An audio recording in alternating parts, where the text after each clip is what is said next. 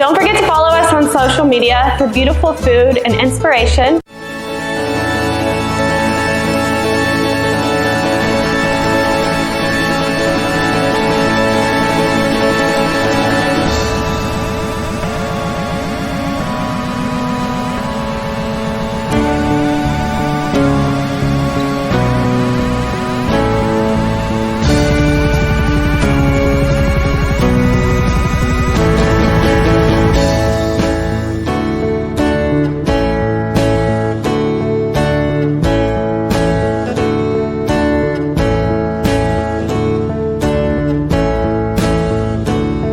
See the same people every other day, but we never say hey, cause we're never looking the way, or my face was in my notebook, we passed each other, didn't look.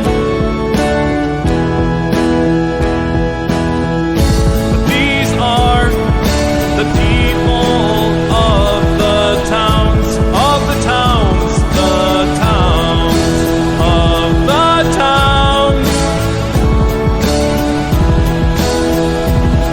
And large cities are just a bunch of big small towns, big small towns, overlapping side by side, big small towns.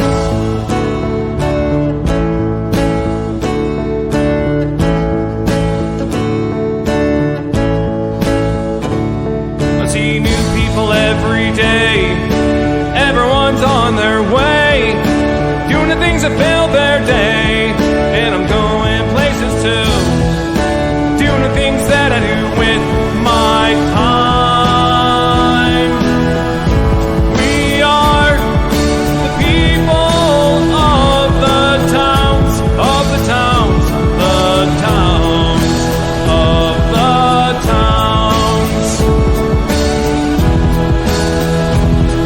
And large cities are just a bunch of big small towns, big small towns, diagonal, top to bottom, big small towns.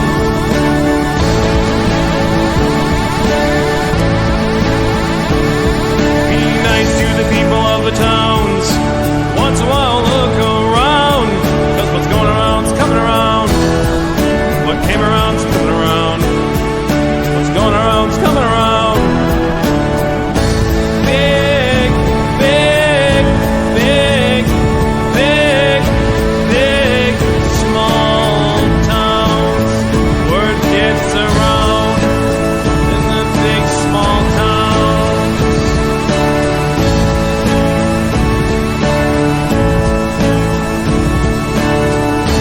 Big, big, big, big, big, small towns. Word gets around in the big small towns.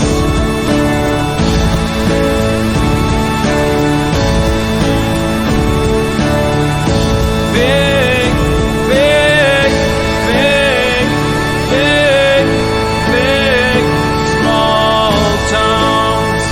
Word gets around in the big small towns.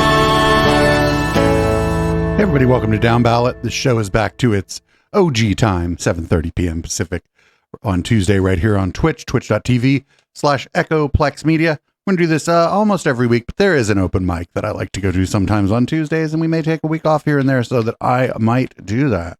Though you might even not even notice that as a podcast listener, because we might just record this fucker some other time and send it out to you.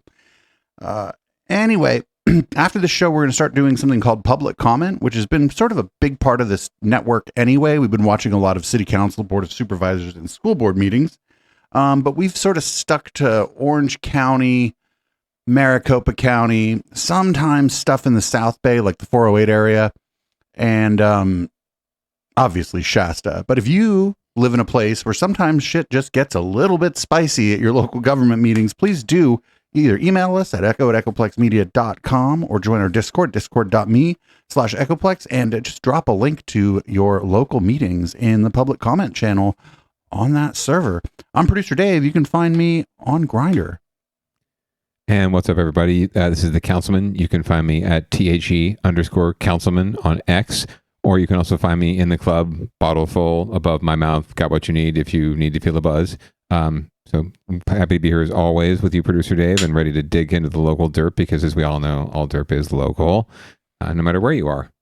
So, and there's been enough news lately. We were able to do this on Friday and then again on a Tuesday, so that's not bad.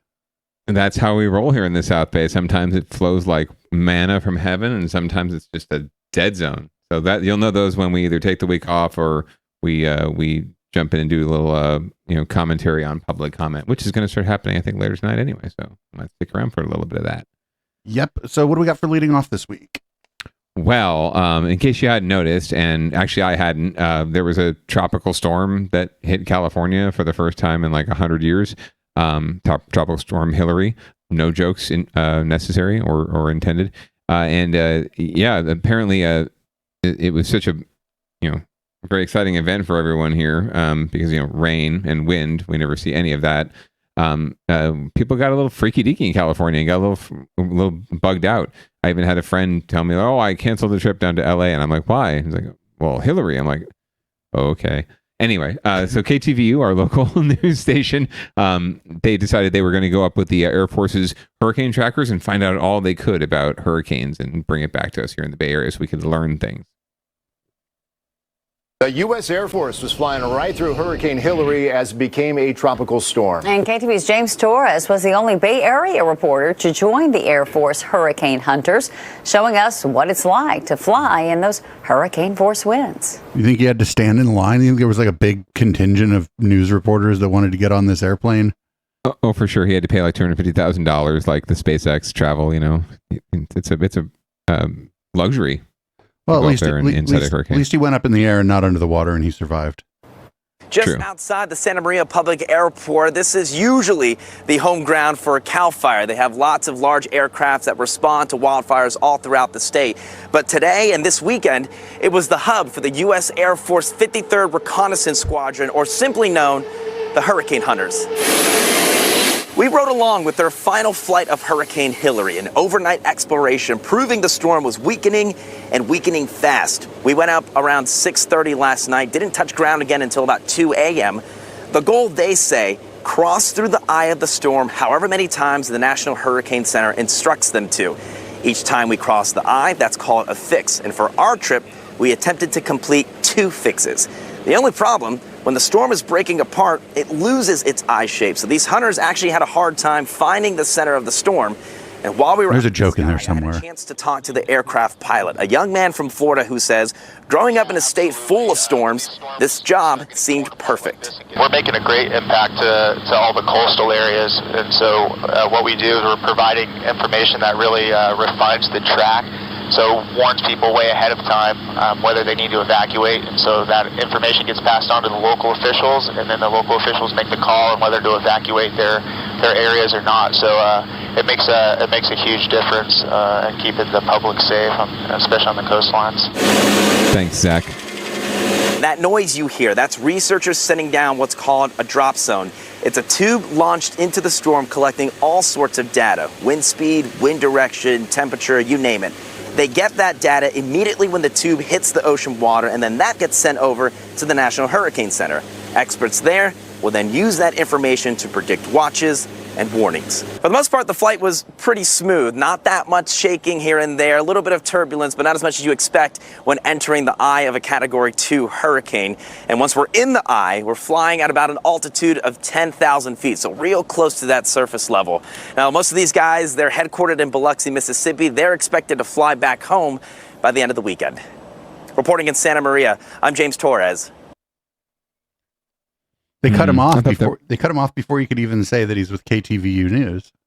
Yeah, seriously. Or maybe he was with National Fox News, who knows, and then KTVU kind of like grabbed it. But the headline did say KTVU got the flight. So yeah, I was expecting a little anticlimactic there, but it's why I think that was par for the course for this storm. Actually, I think we were all expecting a little more, and I don't know about you, but my wind chime went off pretty bad, and my car got rained on enough to be dirty. I don't want to make light of anything, I haven't seen any footage from SoCal and what they had to deal with. God help Malibu, right? But well, luckily enough, like the worst of it missed the population centers, from what I understand. So, like, a lot of it hit like the desert. Oh, interesting. Visalia probably got beat up pretty good. Well, that's just like Barstow. I didn't like go do any research on this. It's just what I understand sort of from people that I've been talking, like, because because I'm active on the website formerly known as Twitter. There are a lot of people in LA and San Diego that are like part of my little circle. I didn't hear a lot from them. I mean, I noticed the humidity, especially yesterday, sure. Humidity. Yeah. Today, not so bad. Yesterday, I noticed humidity. But, yeah, it was definitely warm all day yesterday. From the moment I woke up, and it was wet and moist. Yeah, wet is fine. Good wife hates that word, moist. Yeah, me too. Me too. Not a word for me either. Yeah, it felt a lot like the East Coast. For anyone who's been to the East Coast ever, or the tropics even, it's felt a little bit like that. So different for San Ho and the Campbell and the Greater Bay Area, but not as much bang for the hype, unfortunately. But you know what? That's a good thing.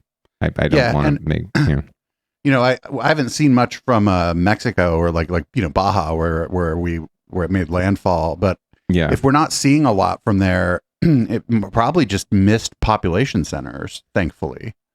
One would hope, or it could be we're not seeing anything from Mexico, and then there's all sorts of damage going on. We just aren't getting the news. But I think no news is good news, frankly, in this kind of situation. So I do get the sense, and I did get the sense watching like local news reports, not this one particularly, maybe more like NBC Bay Area's coverage. And it was really tough to find like one thing about this because it was just blanket coverage. But I did notice one thing, and it seemed like they just, maybe it's true of every disaster, they kind of want more damage. Right? Am I right? Am I wrong in sensing that from local news? They want more shit to go down. They want the floods to last longer and for more people to be put out of their homes and the death tolls to increase so they can, keep putting up the graphics. I don't know. I mean, it's the old saying, if it bleeds, it leads, right? I mean, like they obviously, yeah. And not for nothing, like it's not necessarily the local news, but the 24-hour news cycle is built for a disaster, right? Yeah. It relies almost on there being impending disaster, be it natural or human caused, for their business model and to keep eyeballs on. Like somebody said it, and they were right there. Like 24-hour news stations are built for one thing, and that thing is 9/11. Mm-hmm. Oh, for sure. They were built off of one thing too. I mean, that really did. Maybe we were headed there and headed here, but incidents like that and things like the pandemic, right, and COVID, they spur these kind of movements, right? These things that have been in flux and in motion, and they spur them and they accelerate them and they catalyze these transitions. So, yeah, definitely a different world. And I don't mean to imply that these producers are sitting around like, yes, let's have more people die. It's more like they're not upset. All that they're not as upset as they would be if it was like their relatives, if the death toll rises, if the destruction is just catastrophic, right? It's good news. It's good for them. It's good for ratings, frankly. So they're not going to complain about it. That's all I'm saying. I'm not saying they're rooting for it. Yeah. And I mean, it's just the business model, right? Like the more eyes get on your stories, the more advertisers are willing to pay for the advertising spot. It's pretty messed up, actually. Yeah. It's pretty messed up. It's ambulance chasing in a different way. Anyway, but that's leading off. So hope you all survived. Hope your pets are all well and healthy. And we'll see you around the next one. Next time we have a tropical storm hit California. Probably next year. It's entirely possible. Given where climate change is at, could be the new normal, right? Not the outlier. So we're going to move on to winners and losers, yada, yada, yada. There are no winners. What's going on at James Lick High School in San Jose? Dude, I do not know, but apparently there's roving gangs of teenagers randomly coming to campus to beat up kids and stab them.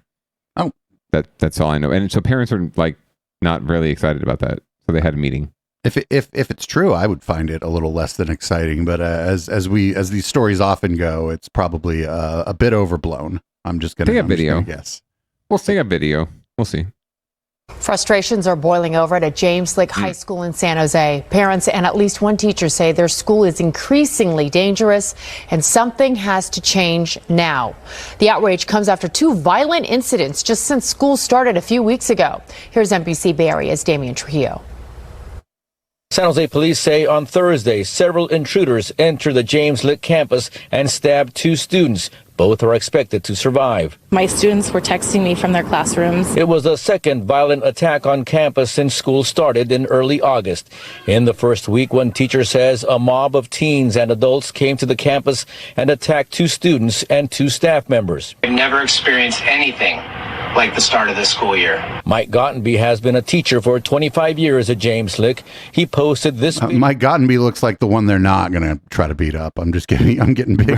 I'm getting big. This dude will whoop your ass vibes off of him. Over the weekend, wrestling coach, voicing his frustration and worry. I believe our school is in crisis. Over the phone, Gottenby told me he stands by those comments today. And once again, we were helpless to defend ourselves. Today, a small group of parents met outside the school to vent. Said if it was my granddaughter, it happened to my all hell would have broke loose here.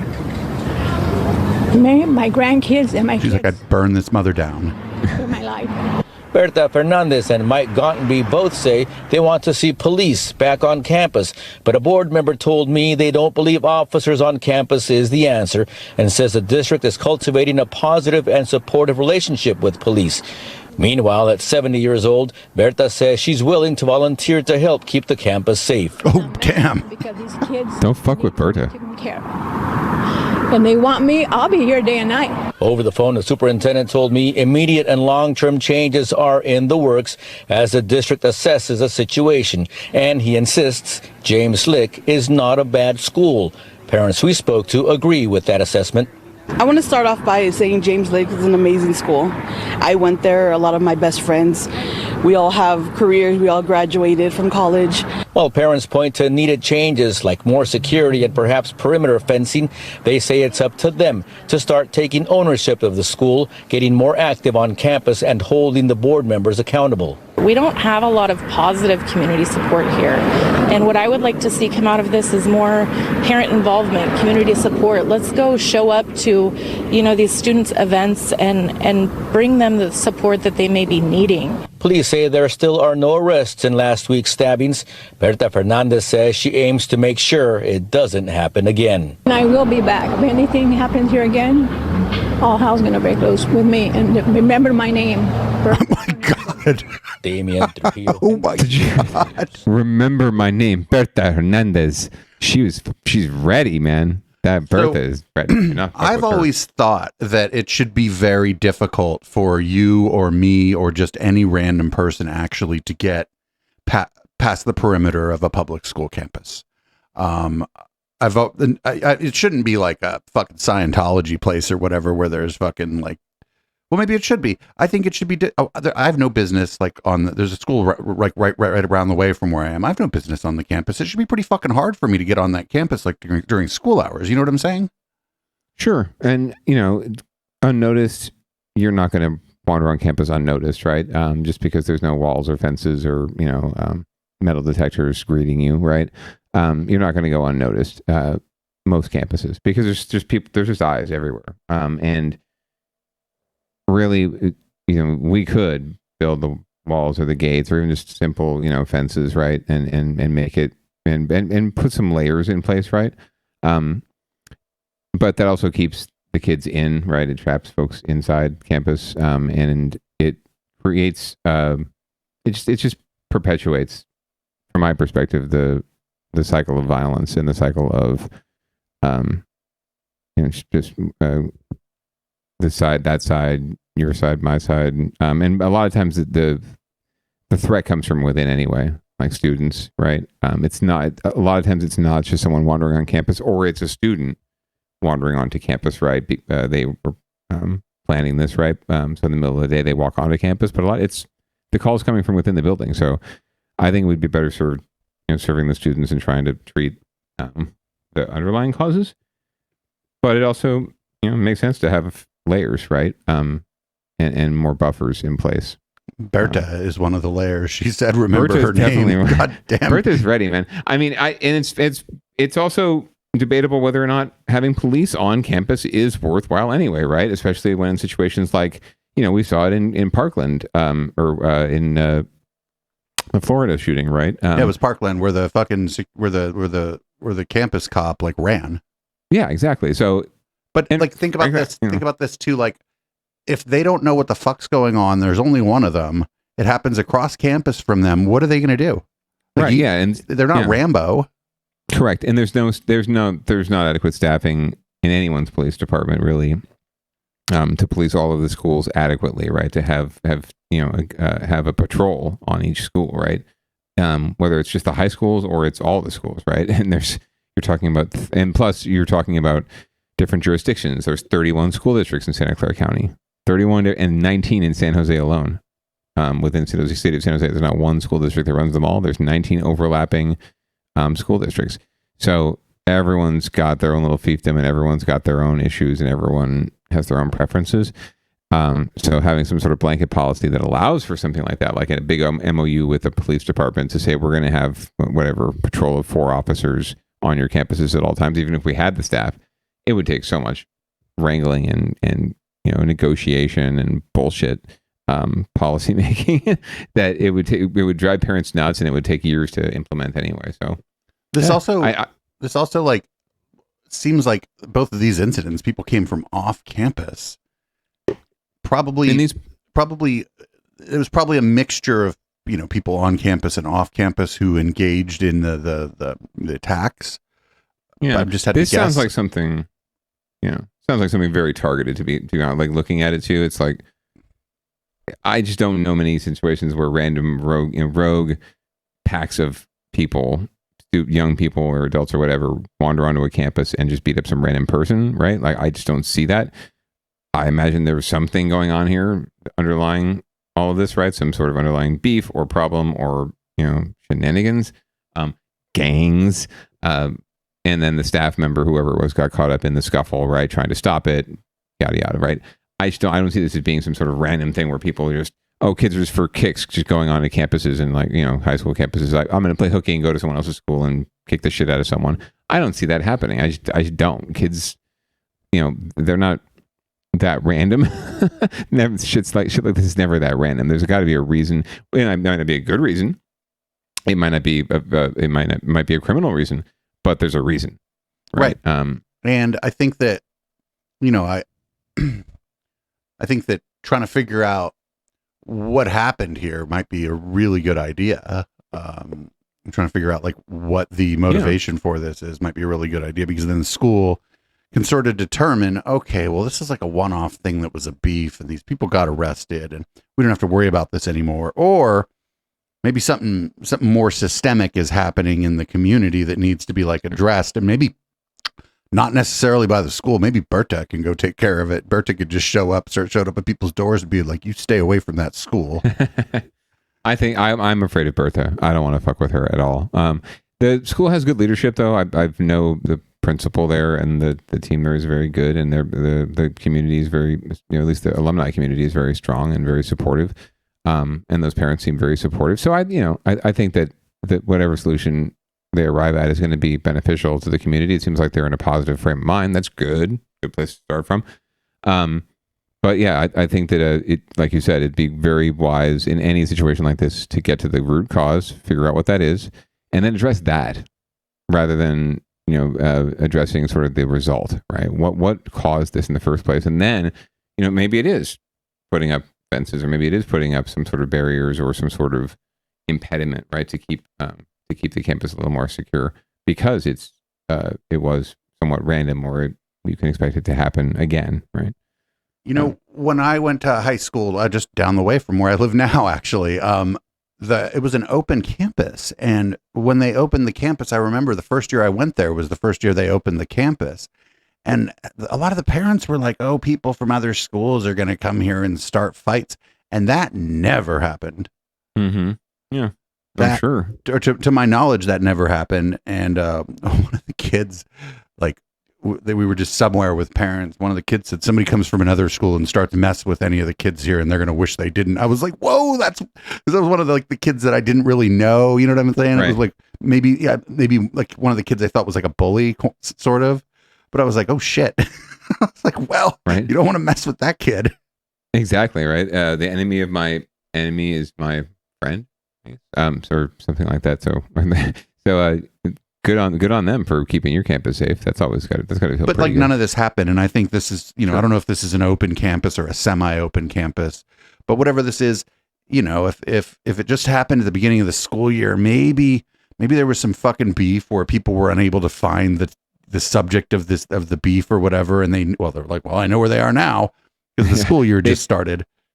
They've definitely shut down a lot. Like the open campus concept is just, at least in public schools, most high schools, is just shut down right now for a variety of reasons.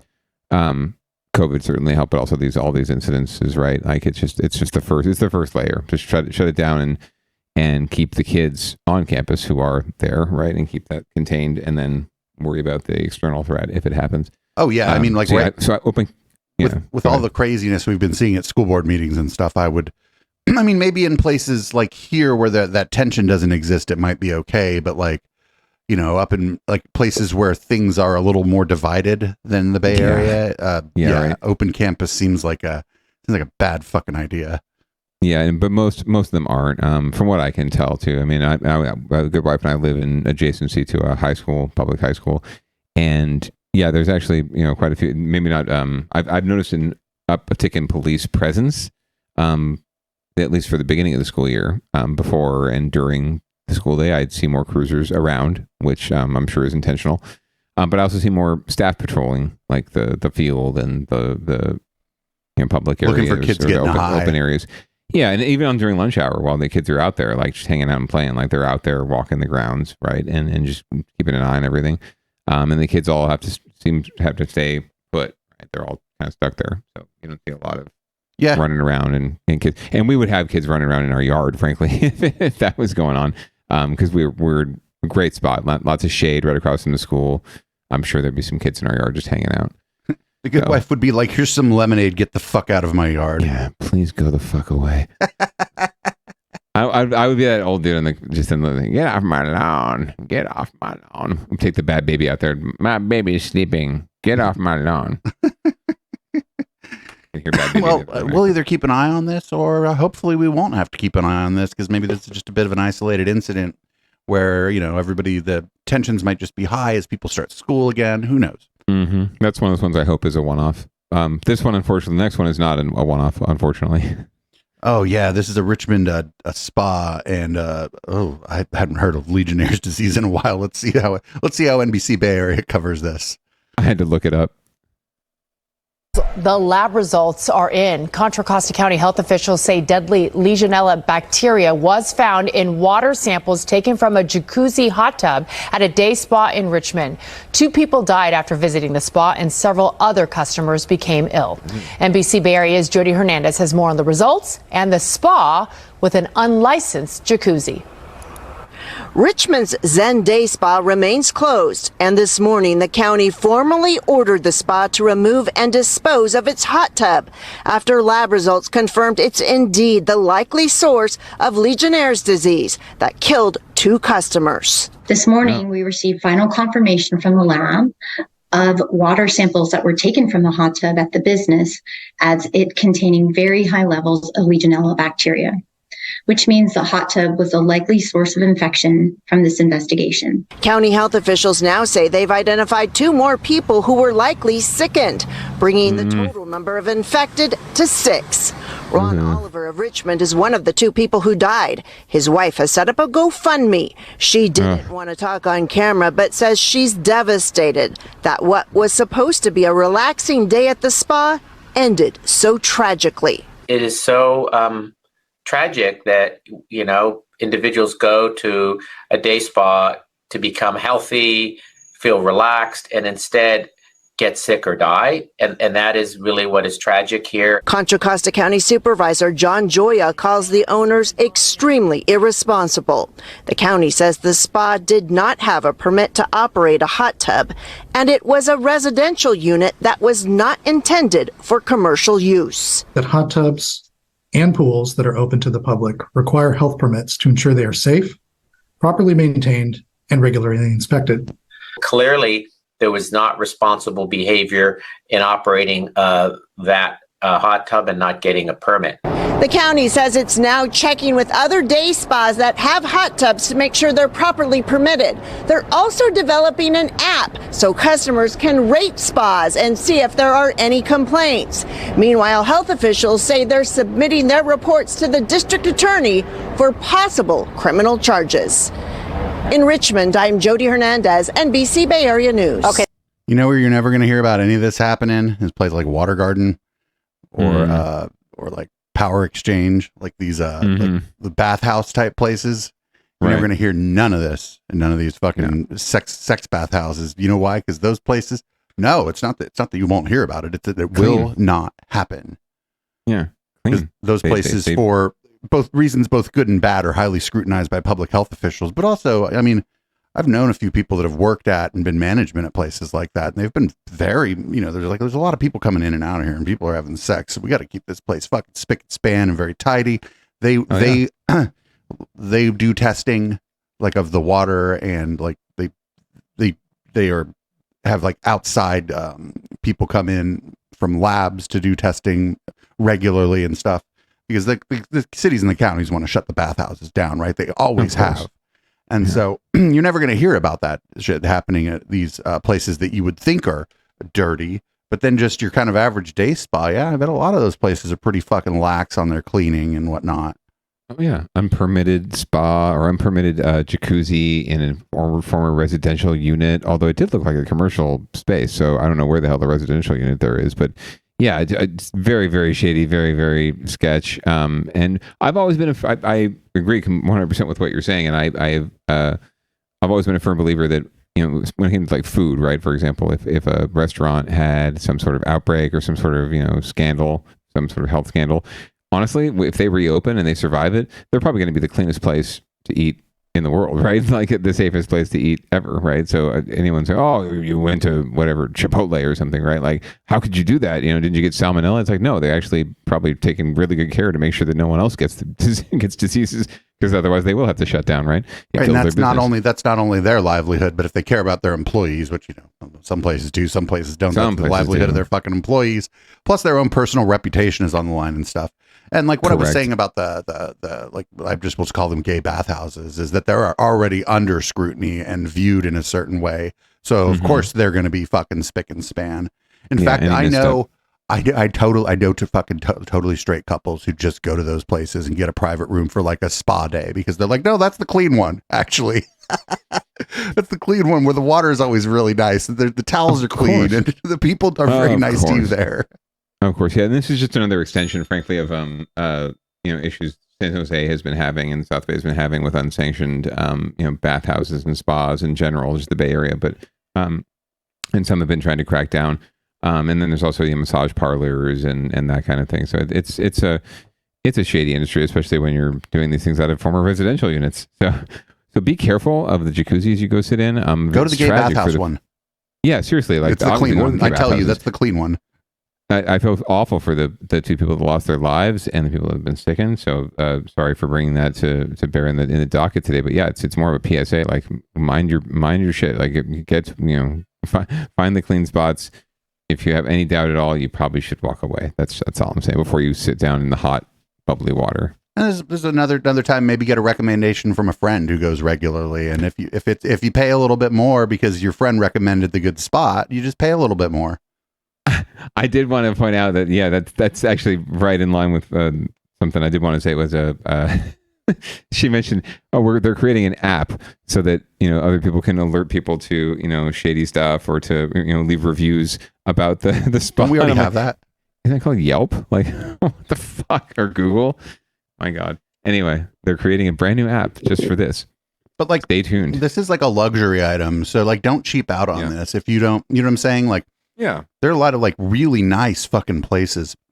You might have to drive a ways. There's a couple really nice places up kind of by Walnut Creek, Concord, that are just a little bit outside the city center, where they're like outside, and like these are like not hot springs, but they're springs that already existed, and like there's just all kinds of great options for this kind of stuff. But just understand that it's a luxury item, and you should expect to pay a little bit for it. And if you're paying half of what you think you should be paying, might not be worth it. Just because it's cheap doesn't mean it's a good deal. 100%. And that place did not look like super fancy, to be honest with you. Looked a little shady just from the get. Right. So, especially if they're not willing to show you even just a little bit of what's going on inside. That's like sketch. So be careful, everyone out there, and make sure you get vaxxed and masked before you go into one of those, even if you're going to do it. Your pants are optional, as always. Well, I mean, you'd be wearing swim trunks or maybe nothing. Who knows? You never know. Just a mask and socks. Socks. Anyway, it looks like you know how they're like package thieves, like they steal from like your front door. Porch pirates. The porch pirates. Yeah. Well, it looks like we'll call these there's no word for pirate that starts with L. There's luggage thieves at San Jose Airport, and this actually really fucking sucks. Be honest, if say you head out on vacation, you pack your bag, and then you show up to the fucking thing, and you're like, you see somebody walking away with what you think is your bag, and you're like, maybe I'm just being paranoid or whatever. Right. And then you realize 15 minutes later, oh fuck, that was your bag. Yeah. Now you're fucked. Well, we're gonna learn more about what's happening here and what we might be able to do to prevent it. Noon 11, he got off a plane in the South Bay only to realize someone stole his suitcase right from the baggage carousel.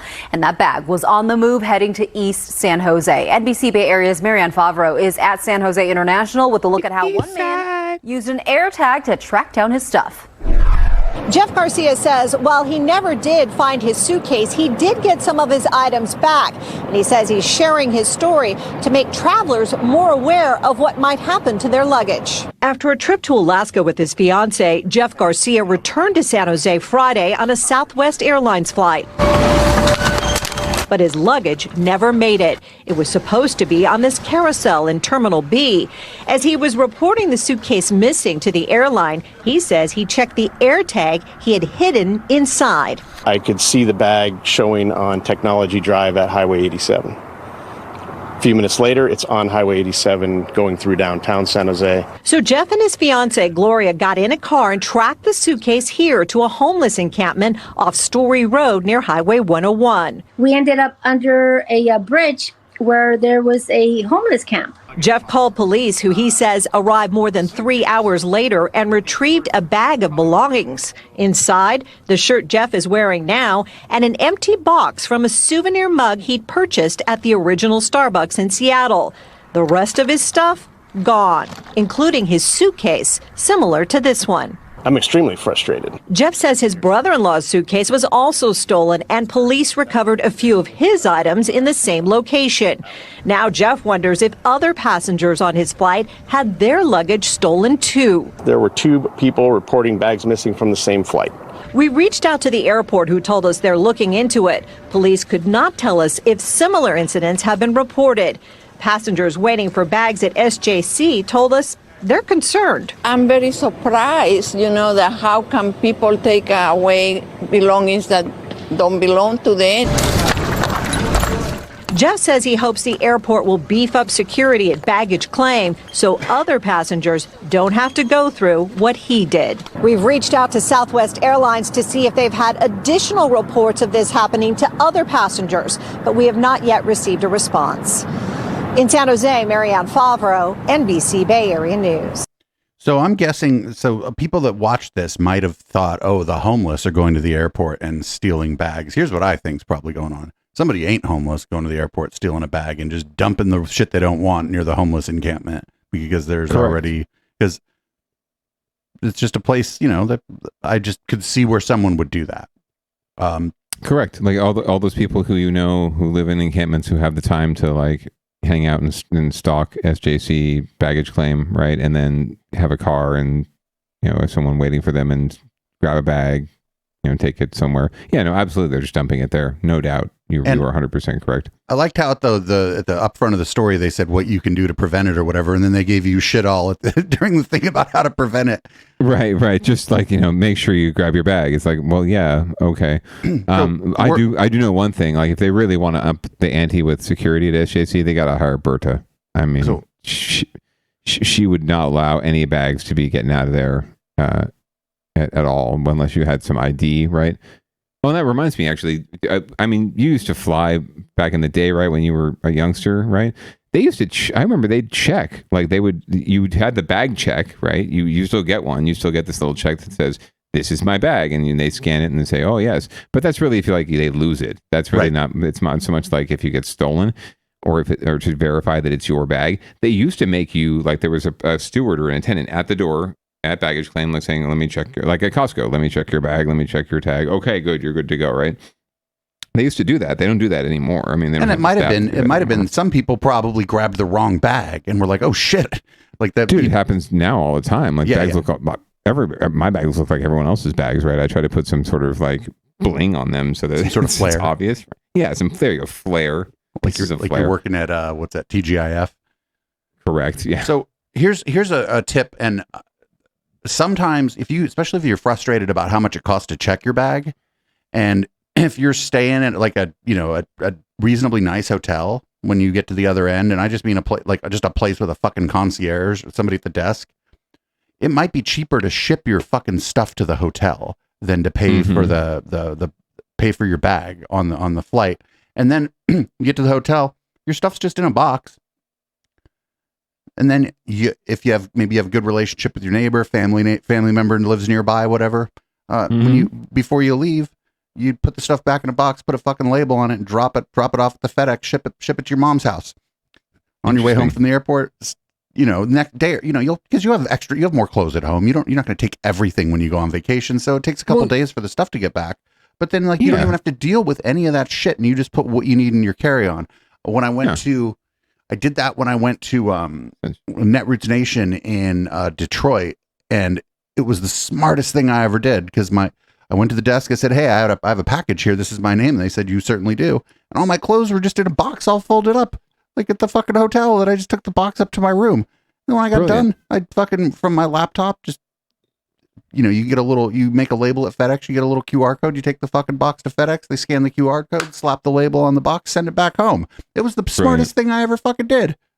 I would never do it any other way. I know that that's a hassle kind of, but imagine just showing up at the hotel and your stuff's there.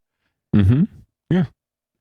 It'd be nice, right? I mean, it would take a little more, maybe a little more on the planning side, just to make sure you have everything you need in your carry-on. Your carry-on. I mean, I traveled, my carry-on, I made sure that I had socks, underwear, and a change of clothes in case something happened.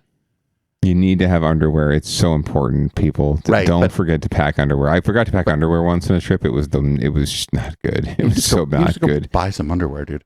I know. I had to go buy underwear. It was awful. I had to, go. It was so shameful. But anyway, just consider that, especially if you look at when you look at the flight and it costs $100 to check your bag or something. Mm-hmm. It don't cost no $100 to ship a fucking box of clothes across the country. It costs $20. True. So, this is also a matter of if you're staying, if it's like an Airbnb, maybe the person who runs the Airbnb would be willing to hook you up with that, but maybe they wouldn't. So you got to check it out. But if you're staying at a Hilton or a Marriott or one of them fucking hotels you've heard of before, you can absolutely send yourself a package there and set it up to arrive the day before you get there. And then you've saved $80 on your checked baggage if you got a cheap flight, and maybe you spend that to upgrade the hotel so that you can ship your fucking clothes there. Producer Dave, travel vixen. I love this. If you're going overseas, the calculus changes and you can't do this. Right. Well, but we should definitely get this rolling as a closet industry for us. We could send care packages, travel boxes for folks. Just have an app. We'd make sure it would have little packing cubes. We'd make sure everything was nice and tidy, and that it would all, and maybe someone gets there and it's all unfolded and put out in the hotel room when they get there, right? We check in for you. This would be a good thing, actually, and I don't want to spend too much time on this, but it'd be a great thing for like a hotel to offer, actually, to mention. Be like, hey, if you don't want to pay to check your bags, you can just ship your clothes to us in a box, and we'll make sure to give it to you when you check in. Like that'd be a great like a hotel ad where somebody shows up and they go, oh, I'm this person and I have a package here, and then they hand them a box with their fucking clothes in it. That'd be a great ad for a hotel. Let's get it wrong, producer Dave. We need to do this. We need to absolutely do this. And we need your leadership. Let's go. We need to somehow monetize it as well, because I don't know exactly. I don't know about you, but I'm not swimming in the dough right now. So well, you know who is swimming in the dough? Segue. San Jose Police Department. San Francisco Police Department. I'm sorry, San Francisco police officers, I should say. They're swimming in it. If you could imagine, they got paid a lot of overtime to bust this skateboard event that's been going on for years without major incident. Here's what KTVU Fox 2 has to say about it. Francisco police presence at that skateboarding event back in July at Dolores Park cost a lot of money. The news site Mission Local received information from San Francisco police. It shows the overtime cost for that day was more than $143,000. The city also said damage to Muni vehicles cost about $70,000. The police have said low staffing levels have been part of the reason for the high overtime costs for their departments. Ain't shit would have happened to those Muni vehicles if those cops didn't come bust that event. 100%. I was just about to say the same damn thing. Like, let me see. Did the damage to the Muni vehicles happen before or after police arrived in riot gear and marched down the street like Battleship Potemkin? Like, I mean, what the fuck? like I said when we covered this initially, my impression of this event, I only went once, but my impression of this event was kind of like family fun for everyone. Like it was at night, so there weren't like young children out there, but there were kids, like teenagers out there with their fucking parents and shit. Like it was like a street party. It was. I don't understand. I did not see anything unsafe or unsavory happening in any of the footage that I've been shown about the event. So it seemed like a nice, wholesome family skateboarding down the street event. And so what if they didn't have permits to shut down the street? Like, who's going to run them over? It's their kids. It's like Viva Calle without a permit. Right. Like they're kids. Yeah. I don't know if Bike Party has a permit. Do they oh, get absolutely. permits? I mean, there's sort of an implied permit because how are you gonna? Oh, I don't know. That wouldn't go so well if this SJPD started trying to fucking arrest people at Bike Party. Right. I mean, they publicize their routes, right? They publicize everything that they do. They just don't necessarily get the permits to shut the street down. You want to see a spicy fucking city council meeting in San Jose with a lot of upper middle class people really pissed off at the cops? Start arresting people at Bike Party. That was today. They discussed police reforms today. That was the only thing on the agenda that was worth listening to. And yeah, that was all it was a bunch of fucking white savior woke people in the public comment. Oh really? I might hit that. I might hit that up during the post game tonight. You might want to. It was pretty spicy. It was nice and fun. And the new council members all got to talk about the people who have been on. We're not on the council during the George Floyd protests. Get to talk a lot about their opinions. So fun times. Here's some get your shit together from San Francisco. The former mayor criticizes London Breed on her approach to solving the homeless problem. And this could go either way. Let's see what happens here. Now to the latest on the homelessness crisis. One of San Francisco's former mayors says the city is spending way too much money on this problem. He says despite Mayor London Breed pouring billions of dollars to try to fix things, conditions are not getting any better. ABC 7 News reporter Suzanne Fawn has more. Former Mayor Frank Jordan spent years trying to crack down on the homeless problem in the 90s. He was mayor between 1992 and 96. And this week he told California Insider that Mayor London Breed's efforts are simply not working. When you look at our homeless issue, we've spent in the last 7 years $2.8 billion. Now that's in 7 years. Wow. And we're averaging now $700 million a year just on homeless. But when you break that down, nobody seems to know, is it 7,000 homeless or is it 17,000 homeless? Jordan criticizes the mayor's efforts to put the homeless in local hotels for housing. He says 70% of the homeless have mental health, drug, and alcohol problems and need round-the-clock supervision. They start fighting with people in the hallways or lighting fires in the room. So we have, I think, approximately 30 of those 70 hotels that are now suing the city because of the damage that's been caused in those hotels. Jordan says we need to try something new. I think you need mental health wards, you need group homes, and you have to have judges who will mandate 60, 90 days of care and not just 72 hours and put them back out on the street. In the 90s, Jordan introduced the controversial Matrix program, using police to crack down on the crimes that homeless people were committing. More than 20,000 citations were issued, but critics say Jordan's program did not provide alternatives for homeless people. I have found that no matter what policy I try to be sensitive and helpful to the homeless, there's always detractors out there that'll find something wrong with the system. Jordan criticizes Mayor Breed's current approach to getting unhoused people off the streets. He says too much money's been spent, and the problem only seems to be getting worse. Mayor Breed did not respond to the comments, but today we heard from the San Francisco Coalition on Homelessness. We tried it Frank's way, and it didn't work. It was an abject failure. When Jordan was mayor, we had way more homeless people than we do today. So that didn't work. We tried it. It failed. Time to switch gears. In San Francisco, Suzanne Fawn, ABC 7 News. Yeah, it sounds like he wants to try the one flew over the cuckoo's nest method, and I don't like that at all. Yeah, right. I don't know what's up what bug is up his butt right now, particularly that makes Frank Jordan want to come out and say these things about London Breed and how she's handling things. I don't think we're necessarily huge fans of how London Breed is handling anything in San Francisco right now.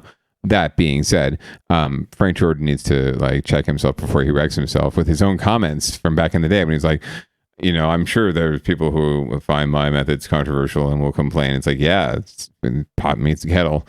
But he's obviously one of those folks who's on the bandwagon of let's lock everyone who's mentally ill up, and not just for 3 days, but for forever.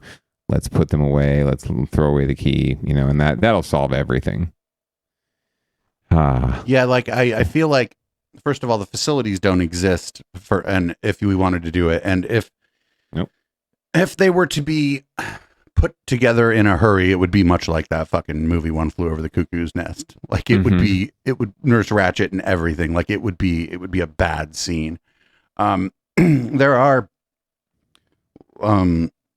these people always, I think they have the car going the wrong way. I think that a lot of people who are on the street or without housing end up mentally ill as a result of their day-to-day anxiety, basically, of not being able to go somewhere and shut a fucking door and go to sleep, not being able to go into a bathroom, shut a door and take a shit or shower, or both, if you run out of toilet paper. And I don't, this housing first is fine, but once somebody's already suffering mental illness from homelessness, there do need to be wraparound services that are helping people, but you got to put them somewhere first. And I'm not sure that a jail, essentially, that you're calling a mental health facility is the right place. I think that would increase many people's anxiety and exacerbate the situation. And then what are you going to force medicate people? I think that's got a pretty wicked, nasty history. And I feel like maybe a lot of the people that would be for that were just against vaccines. It's and then what kind of space are you forcing people into, right? It's not as though we're building these, beautiful, robust resort style, rehab facilities, right? It's some government sponsored facility. It's going to be just rank. It's going to look like that spa in the day spa in Richmond. And that's not healthy and not the right thing to do either. So, yeah, we don't have the. You're right. We don't have the facilities at all for this, whether they're nice or not. But we're certainly not going to, be providing them with the top notch in customer service, right, and hospitality, because we just want to sweep them under the rug and get them out of the way. That's the whole point behind that policy, right? Not to actually help them, but to get them out of the way. And yeah, like you were saying, if there were nice facilities where people could get some help, and then after that facility there were maybe not halfway houses, but transitional housing and stuff, I think a lot of people would go for it, to be perfectly honest. They're like, we're going to take you somewhere. Here's some pictures of it. You can leave anytime you want, but we're going to offer you 90 days and we're going to offer you treatment, try to see what's going on, and see if we can help you. Is there any family we can contact so that people know where you're at? Your family's welcome to come visit. If it was that kind of thing, yeah, I think a lot of people would go for it, especially people who just fell down. Do you know what I'm saying? People who just lost their housing, if they knew that there was a place that they could go, even if it was like treatment focused, you're like, no, I don't really need treatment, but I can definitely, I have some stress, some anxiety about this. I did just lose my house. If there's someone here I can talk to and like a bed, I think a lot of people would go for it. It's just, you know what? That shit's expensive. Yeah, it is. It is. I mean, a lot of this is, every solution is, and there needs to be layering of solutions to help a broad spectrum of folks. But I think you've hit on another important point in that it really, if you're going to focus, if you have to target the money, if you don't have the money to do everything, we don't have resources to do everything, and we don't. We can't solve homelessness right tomorrow or today or really ever. What you can do is target the people that are most vulnerable, the people that are on the cusp of being homeless, right, and the people who have just become homeless. And in that little that narrow-ish target, you're going to find that you're going to be able to do the most good with your resources, right? Your resources are going to go to the most good because you're going to be keeping people either in their housing at that moment when it's just absolutely critical, and protecting them from falling deeper into despair and true mental illness from being on the streets for too long, right? So if we can focus on those groups, getting people back into housing immediately, and rapid rehousing, right, they call it, and keeping people in their housing, that is at least one area where I think the focus could be upped. And then once you do that, and that becomes the norm, and people start to see some good results from it, people in the city, taxpayers, whatever, might be inclined to give more money to that program to try to expand who they're helping. Because I think I think like keeping people who are about to be evicted in their homes is it's a good way to reduce that number long term. But then you don't get to round anybody up. You just get to go help somebody. Right.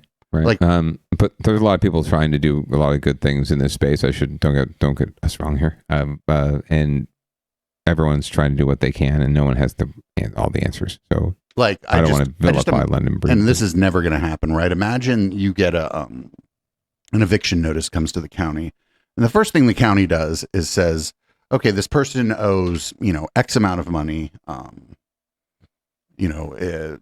What if we backstop half of that right now? You know what I'm saying? Mm-hmm. Yeah. Like just something. I just imagine that there's ways in they you backstop this, and you'd have to get the state or the feds involved and be like, we're going to give you here's a voucher for like a tax credit or some shit, or But during the pandemic, right, and somewhat afterwards, and that they've extended them as long as they could, but there were no eviction ordinances, anti-eviction ordinances, and they were using ARPA money, like relief money, to backstop it, right, to back up that, and so the government could help people pay the rent. And now that's all expired and drawn and spent, right, and dried up. So now folks are looking at, and they're less likely, city councils and governments are less likely to approve or extend no eviction ordinances, because God forbid, the housing providers need to make their money. So right now they're looking at a cascade of new unhoused folks as the bills come due, and landlords are giving people the boot when they couldn't before, right? So there have been policies in place like that, but they need to be funded consistently and sustainably. Yep. Well, we're going to move on to a Downballot, aka Recall Watch, where we, this is obviously a political and news show, but this stuff is more specifically political and more likely to be about local government meetings and local elections and things like that. So here's our first one. Oakland residents rattled by recent violence ahead of town hall with district attorney. It's all around the world. It's the same fucking story. Embattled district attorney. Sure have seen a lot of wild videos out of Oakland, and tonight another one of a very violent and very disturbing robbery that ended with the woman being dragged on the street, as you saw. A community activist showed this to us, saying this is another example of what is all too common in Oakland. That happened just a few days ago, and earlier this month, security video caught this: a driver peeling into an intersection and a person firing a gun out of the window right in the middle of a neighborhood. So let's bring in Betty Yu. So Betty, Seemed they were chasing someone. Coming off a really violent 36 hours in Oakland. That's right, Sarah. There have been 4 homicides in Oakland since Sunday. And one longtime resident today I spoke with said he's angry and fed up with this senseless violence and wants the mayor and DA to do more.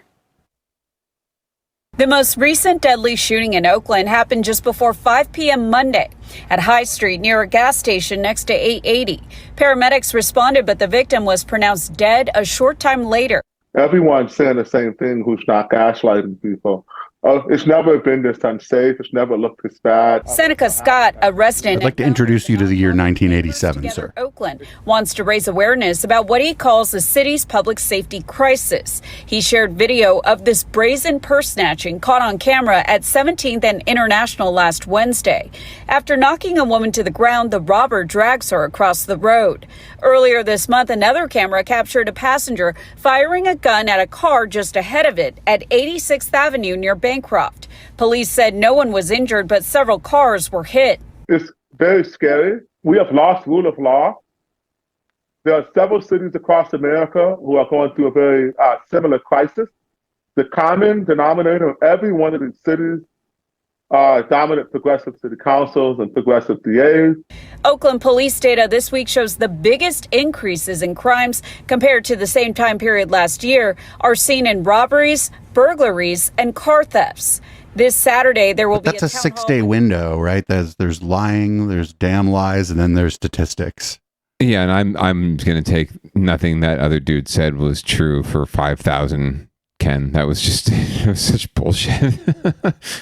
Just lay it on the progressives. Price, who is facing a recall less than a year into office. There is a balance between criminal justice reform and making sure that people are safe. When you say that your department is not responsible or has no control, that's absolutely untrue. A community safety meeting is planned for early September. Mayor Sheng Tao is also expected to attend. Our mayor has disappeared. She's absolutely ghosted her city. So that town hall you just saw, that's taking place, Sarah, this Saturday at 1 p.m. and it's happening at Cornerstone Missionary Baptist. Why do they have to keep re-victimizing that woman by showing that fucking video over and over again? Pamela Price did one of these public meetings, community meetings. She was up in the hills in Oakland. There was a long line to get in. She faced a lot of tough questions from some very upset people about in the hills? Crime concerns specifically. And now she has this recall effort that's going against her. So what does she need to do here in a public-facing political sense? Well, tonight we asked a political expert that very question, and he says that she needs to use this opportunity right now. Producer Dave, did they ask you? Messaging. This is his advice. I would tell her to realize that she has a much larger audience than the crowd that is angry at her, and that she needed to message and continue to remind the people, I'm trying to fix a broken system. What I'm being credited with is more of that inherited broken system. I need time to make the changes and reforms that I want to make. And I think she needs to remind people that, she didn't create this situation. She inherited it. She hasn't been in power long enough to be responsible for most of these cases. And again, Pam Price will also be having another meeting in 2 weeks where she will be addressing these public safety issues. Mayor Sheng Tao will be at that meeting as well as Seneca. Okay, so we'll have to see how they interact, what they say, and what the public response is. Betty, thank you so much. We appreciate it. So I'm curious if the woman they showed that they re-brutalized several times, they showed was attacked. I'm curious if she might have been a sex worker and if maybe people would have treated her poorly if they saw her walking down the street. Do you know what I'm saying? Yes. And I don't know. The video was grainy. The video was grainy and it's hot out, but I mean, she was wearing some pretty short shorts. Yeah. I'm trying to be careful here, right? Because I don't want to. I don't want to be. I don't want to get clipped. I don't want to get clipped and canceled here. But I just wonder, if that was a situation, let's not propose that she was. Let's say that in a hypothetical situation where that person was a sex worker, she would have been targeted because the assailants would believe that the law enforcement would be less inclined to help her.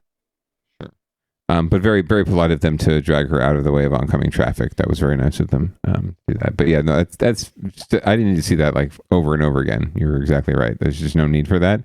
There's plenty of other B-roll you could show if you really needed to prolong the story and you didn't get enough footage or interviews or do an actual journalism. I mean, would they run it 5 times? At least, and back to back too, not sort of like, oh, this was on a loop with other footage, right? This is just on its own loop.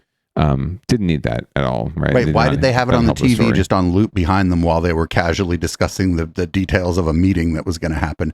But they could have put like the info about the meeting on the TV or a picture of the DA. It's not dynamic enough content, producer Dave. You need dynamic content. You need things like, look what I've got here going on. I've got like the lives for bribe above bribe sign, and got like this, a screen print going on. I've got this certificate for the good wife, and over here the horchata sign, right? Like I got some dynamism. I got some bobbleheads. I would go over there and bang the bobbleheads. I've even got like the buttons, right? I got things going on here. It's exactly, it says bullshit. But yeah, so I've got the dynamism going. You need dynamism. All I have behind me is gorgeous lighting. Dude, it's going to be fly if you have like a green screen or a white screen. Oh, we can't hear you. You're not talking into your microphone. Oh, sorry. If you had like a nice green screen, you could do some like cats or donkeys or goats in your backdrop there. Absolutely no green screen. More trouble. No than green it's worth. screen. White screen. I hate the way they look. Unless Projection, they're perfect, they look like shit. Oh, then do like projection, like at the old Pink Floyd and Grateful Dead shows. Do like some sort of weird psychedelic projection. So we had mentioned housing in San Francisco before, and this is pretty interesting. The Palo Alto of all places has voted for a new protection for tenants, for renters. So let's see what's going on over there. Yes.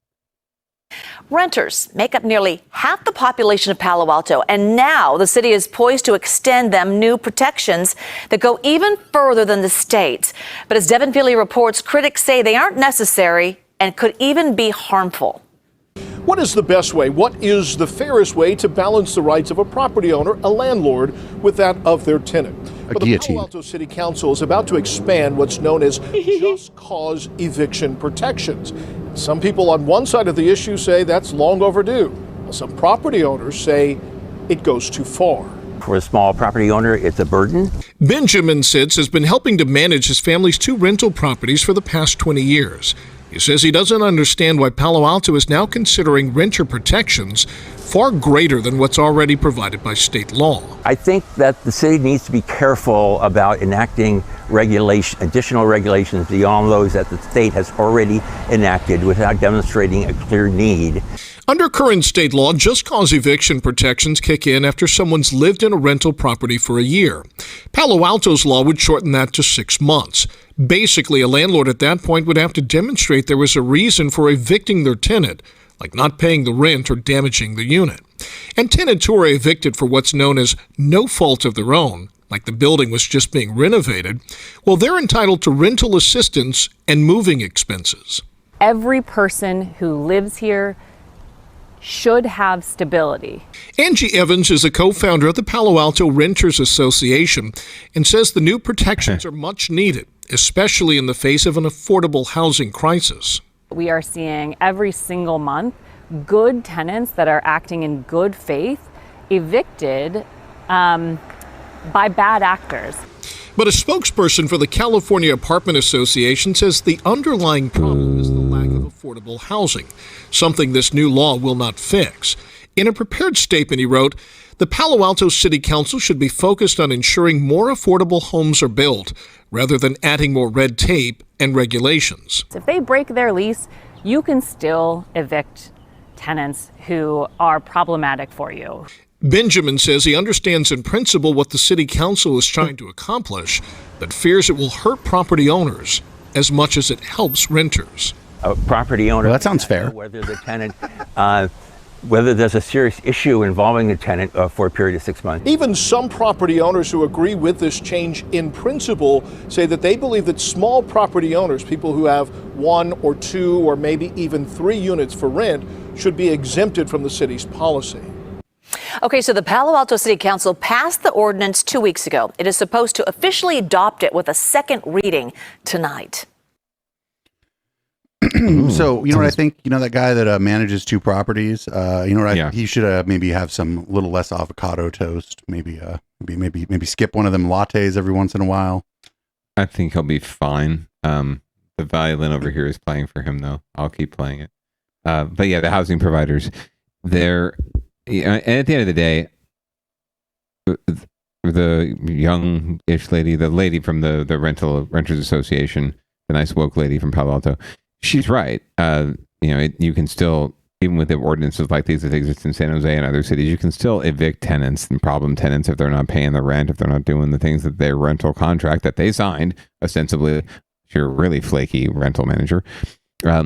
Anything, if they're breaking their contract, you can absolutely evict them. It's not what this is about. This is about just cause, right? That is just cause, right? So you can't evict them without just cause.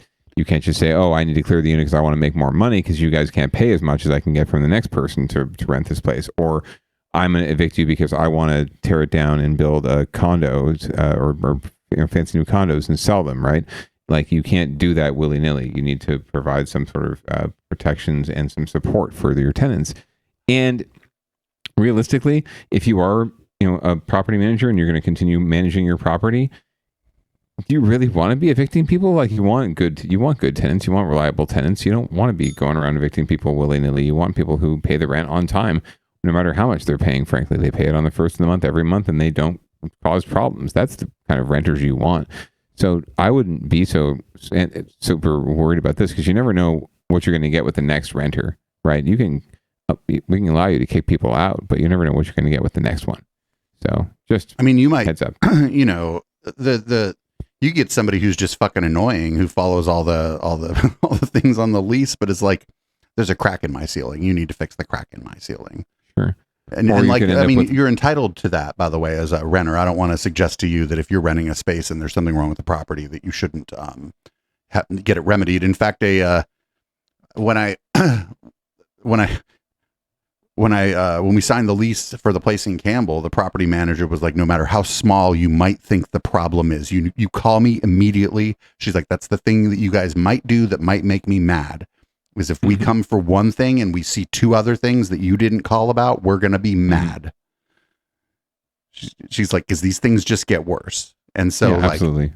Like immediately, like 2 weeks in, we noticed like a small crack in the window for the kitchen. I was like, hey, there's just this really small crack in the window in the kitchen. And she's like, thank you for calling. And then they came out and replaced the window on the kitchen and the living room and every bedroom but mine. And I was like, what about my bedroom? She's like, nothing wrong with your window. And I'm like, well, fuck. But, there was a situation where where I noticed a little water in front of the fridge, and I was like, hey, I don't know if maybe one of us spilled something, but there's water in front of the fridge. She's like, if it's right in front of the fridge, it's probably coming from the fridge. She's like, what time are you off work? I'm like, oh, I can leave now. She's like, lucky you. She's like, when will you get home? And then they came, and it turned out the fucking refrigerator was leaking, and they replaced the fucking refrigerator. And it's like, and then I moved to the next place, and we couldn't get the person to do shit. Mm-hmm. And so, like, it's people kind of have it flipped upside down a little bit. Like, if you're renting from an individual, it's going to be like pulling teeth sometimes to get them to do things for you, especially if they think they're minor inconveniences or if they're very expensive. But if it's like a big property management company with a good reputation, they know the law, and they're there to protect the property owner from getting in trouble with the law. And in turn, and just as a function of that, they end up protecting you from a bunch of bullshit. But also, fuck landlords. Like, that dude who's like, oh, I have to manage these 2 properties. What I wanted to find out is, do you have a day job? Is this what you do? Probably not at that point. These are, retirement investments for some folks, right? Or, these are their profession is managing these 1 or 2 properties. Yeah, of course. That's fine. No one's coming for your job. No one's coming for your property. No one's even coming to lower your rents or do anything to impede your ability to make money, to make a profit even. We're just asking that you don't kick people out for no reason. That's reasonable. Like the people that lived it, as soon as my place, the house, the fourplex I was living in Campbell sold, like the person who bought it was immediately plotting and scheming to kick everybody out and fucking lay down Pergo and fucking turn those into luxury apartments. And that's what they are now. Yeah. Yeah. No, absolutely. So it's good to have protections in place so that they can't just give you the boot. Yep. All right. We got another thing. This looks one more thing. This is adorable. So somebody owns a pet store. They're maybe done with their pet store, but they're like, this pet store should stay here, and I'm not even going to charge you to buy this business from me. But there is a catch, and I am worried that the catch is going to be a problem, just because of the nature of, just because of the way the world is, and the catch of the day. Oh man, I don't know. Anyway, let's see what's going on here. A pet store in Chinatown has been around for 2 generations. The owner says it's his life's work, but now he's at the end of his leash and he's ready to give the business away for free. But as Itai Had reports, this is a tale that has a twist. You could say talking to reporters isn't exactly John Chan's favorite thing. I'm not good in camera. But when it comes to he look pretty good if he's both retirement age. Ooh, too loud. They actually listen. Too loud. And why wouldn't they? Since he was little, he spent every spare moment at his father's store in Chinatown called Pet Central. After his dad retired, John took over, tending to exotic pets, from birds to reptiles to fish. When you come to the store and you see all the animals looking for you, dancing in front of you, that's the most important moment. Aww. For more than 40 years, he's been working 10 hours a day, 6 days a week, never taking so much as a couple of days vacation. But now, at 58, he's looking to retire and spend more time with the family. Which is why recently he posted an ad on social media looking for someone to take over the business. The ad read, looking for someone who loves animals, asking price $0. Which brings us back to the store and the most burning question: why? We are not trying to make money on the pet store, but we want to find the good people, good people with a good heart, take good care of an animal. That's the most important thing. It's not completely free. While John says the business is worth about $300,000, he's hoping to recoup the inventory, which is about half that. Our pet store is a good life, pretty fun. He says the idea is to find someone who'll take care of his beloved animals and loyal customers. Andrew Brown, one of his regulars, says this is the end of an era. I can only say it's very iconic of him. As for John, he's already making plans for the future. Take a long time vacation, maybe a couple of weeks, maybe a month. But first, quite literally, he has to give away the store. Have a good one. John tells Itai he still hasn't found the right candidate, but he's already got a few people asking. All right, let's shut down the podcast and go run a fucking pet store in San Francisco, Councilman. Absolutely. We could run like a little closet consulting firm out at the back, right? And we offer, we send people out with goldfish to, knock doors, right? They leave a flyer and a goldfish and a little card. Oh, it'd be glorious. Let's do it. I love this idea. Fantastic. Well, as always, I'm going to ask if you don't mind reading out the show. Oh, well, why not? Well, hey, everyone. Thanks for joining us on our new night of Tuesday. We hope to see you next Tuesday. 7:30 p.m. Pacific. And we'll bring you all the latest in local derp. We'll probably have a little update from City of San Jose and other environs in our area. Please send us all the derp you can. If you're in the Discord, go to Bay Area News and drop it in there. Or just, hit us up on the website or in the emails. And remember to stay tuned tonight for public comment with producer Dave and friends, and send him links as always.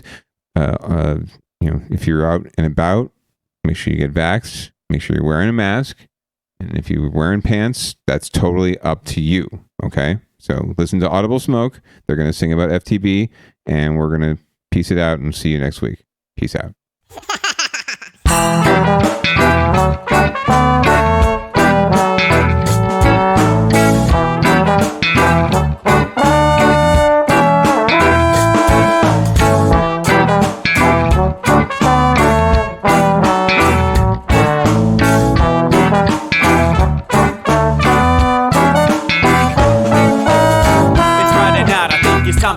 party started. Pick up my phone just to check and see who's calling. Dress up real nice for the ladies at the bar, and I'm driving in my car just to get to where they are.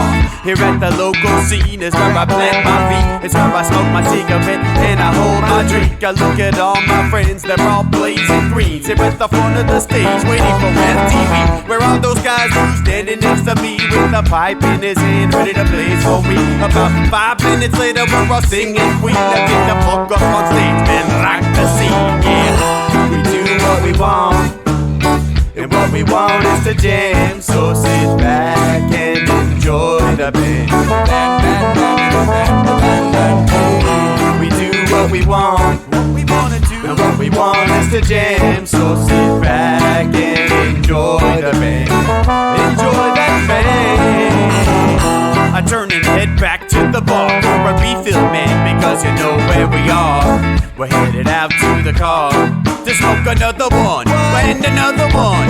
Now just when the magic starts kicking in, I hear relapse playing, you know it's time to head in.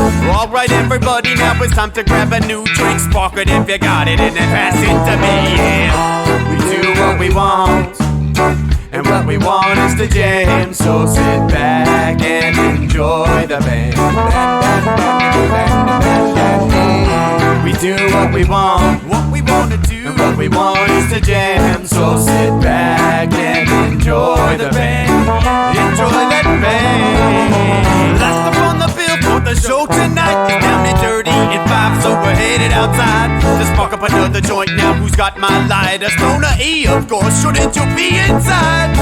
I'm all up in this bitch, being who I gotta be. I'm fucked up like the U.S. economy. The truth is that I don't think logically. Stoner E take you on a psychedelic odyssey.